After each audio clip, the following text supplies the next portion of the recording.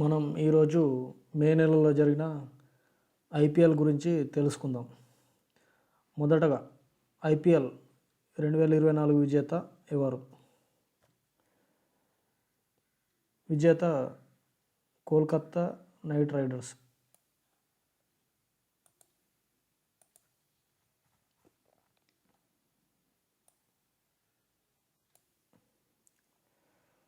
IPL 2024 అవార్డులు. IPL జరిగిన ఎవరు ఎక్కువ రన్స్ కొట్టారు, ఎవరు ఎలా వాళ్ళకి ఇచ్చిన అవార్డులు ఏంది, ఐపీఎల్ ఫైనల్లో ఇవ్వడం జరిగింది అవార్డులు. IPL 2024 team winner team Kolkata Knight Riders. Runner up team Sunrisers Hyderabad. Sunrisers Hyderabad పైన కోల్కతా నైట్ రైడర్స్ గెలవడం జరిగింది. ఆరెంజ్ క్యాప్ విజేత. ఇది ముఖ్యంగా బ్యాటర్స్కు ఆరెంజ్ క్యాప్ ఇవ్వడం జరుగుతుంది. ఆరెంజ్ క్యాప్ విజేత విరాట్ కోహ్లీ 741 పరుగులు సాధించడం జరిగింది. అదే విరాట్ కోహ్లీ ఇంతకుముందు 2016లో 973 రన్స్ చేసి ఆరెంజ్ క్యాప్ గెలవడం జరిగింది. ఇది రెండోసారి గెలవడం ఒక బ్యాటర్, ఇదే మొదటిసారి. పర్పుల్ క్యాప్ అనేది బౌలర్స్కి ఇస్తారు. అత్యధిక వికెట్లు తీసిన బౌలర్కి పర్పుల్ క్యాప్ ఇవ్వడం జరుగుతుంది. హర్షల్ పటేల్ పంజాబ్ కింగ్స్ టీం తరపున 24 వికెట్లు తీయడం జరిగింది. Ultimate fantasy player. ఈ ఫాంటసీ అవార్డు అనేది సునీల్ నారాయణ్ గెలుచుకోవడం జరిగింది.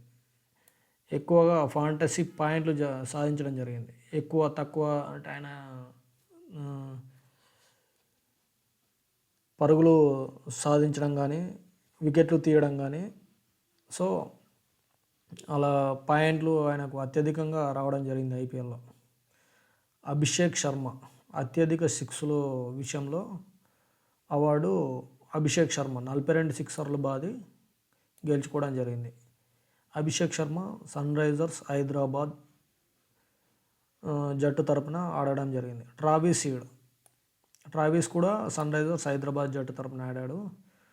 అత్యధిక ఫోర్ల విభాగంలో ట్రావిస్ హీడ్ 64 ఫోర్లు కొట్టి ఈ అవార్డు గెలుచుకోవడం జరిగింది.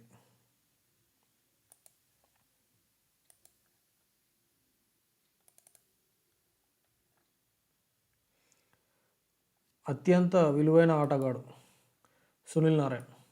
ఎందుకంటే ఆయన ఒక బౌలర్ యాక్చువల్లీ. ఆ తర్వాత ఆల్రౌండర్గా మారి కేకేఆర్ జట్టు తరపున ఓపెనింగ్ బ్యాటింగ్ చేసి విలువైన పరుగులు రాబట్టడం జరిగింది. బౌలింగ్ విభాగంలో కొన్ని ముఖ్యమైన వికెట్లు తీయడం వల్ల ఈయన విలువైన ఆటగాడిగా అవార్డు గెలుచుకోవడం జరిగింది. Emerging player of the season. Emerging player తక్కువ వయసు ఉన్న వాళ్ళకి, ఎక్కువ ఇంపాక్ట్ చూపే వాళ్ళకి ఇస్తారు ఈ కేటగిరీలో.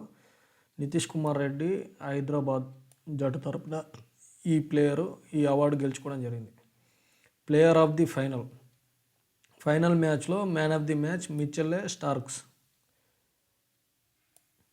స్టార్క్ 3 ఓవర్లలో 2 వికెట్లు తీసి 14 పరుగులు ఇచ్చడం జరిగింది. ఇంకొక ఓవర్ మిగిలి ఉండగానే కోల్కతా జట్టును విజయపథంలో నిలపడం జరిగింది. Electric striker of the season. Electric striker అంటే ఎక్కువ స్ట్రైక్ రేట్ కలిగిన బ్యాటర్కి ఈ అవార్డు ఇస్తారు. జేక్ ఫ్రేజర్ మెక్గ్రూక్ ఢిల్లీ క్యాపిటల్స్ తరపున ఈ అవార్డు గెలుచుకోవడం జరిగింది. ఈ సీజన్లో బెస్ట్ క్యాచ్, అరుదైన క్యాచ్లు పట్టే వాళ్ళకి ఇలాంటి అవార్డు ఇవ్వడం జరుగుతుంది. రమన్దీప్ సింగ్ కేకేఆర్ తరపున ఈ అవార్డు గెలుచుకోవడం జరిగింది. ఫెయిర్ ప్లే అవార్డు ఇది టీమ్స్కి ఇస్తారు. ఎవరైతే తక్కువ పరుగులు ఇవ్వడం, తక్కువ మిస్టేక్స్ చేయడం